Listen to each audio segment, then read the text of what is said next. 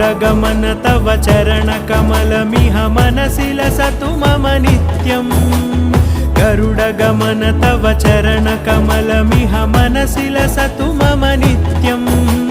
मनसि लसतु मम नित्यं मम तापमपाकुरु देवा मम पापमपाकुरु देवा मम तापमपाकुरु देवा मम पापमपाकुरु देवा